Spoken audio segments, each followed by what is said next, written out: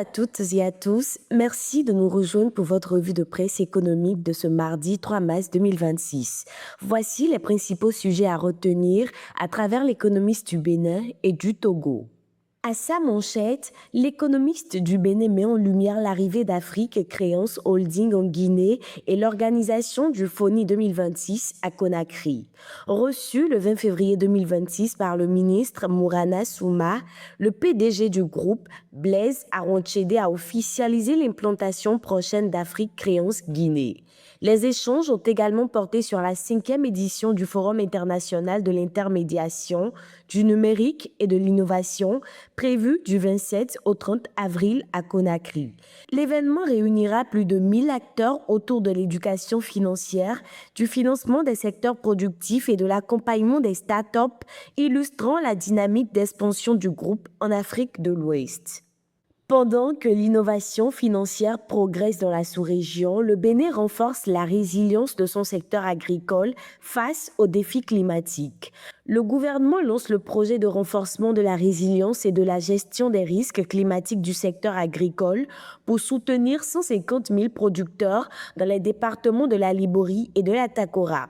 Financé à hauteur de 25 millions d'unités de compte, soit environ 20,25 milliards de francs CFA par la Banque africaine de développement, le projet s'étendra jusqu'en 2029. Il prévoit des formations en pratiques agricoles adaptées au climat, l'accès à des semences améliorées, des outils numériques d'aide à la décision, ainsi qu'un accompagnement spécifique des femmes et des jeunes dans la perspective de renforcer durablement la sécurité alimentaire. Sur le plan international, la question de l'emploi des jeunes s'impose progressivement comme un enjeu stratégique. Dans une tribune relayée par l'économiste du Togo, le président du groupe de la Banque mondiale alerte sur l'urgence d'anticiper la croissance démographique dans les pays en développement.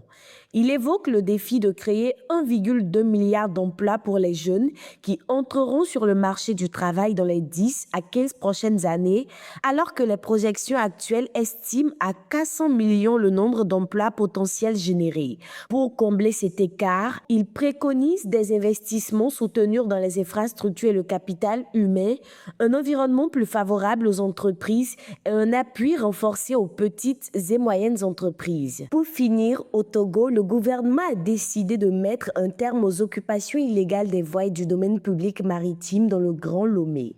Réunis le 26 février 2025 au ministère de l'administration territoriale sous la présidence du ministre Awate Odabalo, plusieurs membres de l'exécutif ont relevé des installations irrégulières, des entraves à la circulation et une dégradation du littoral. Un comité technique interministériel a été mis en place pour élaborer un plan d'action avec une phase de sensibilisation avant toute intervention afin de restaurer l'ordre et de préserver l'environnement. C'est la fin de cette revue de presse sur l'Économiste TV. Merci de votre fidélité et rendez-vous pour une prochaine édition avec d'autres analyses et perspectives sur l'actualité économique et institutionnelle.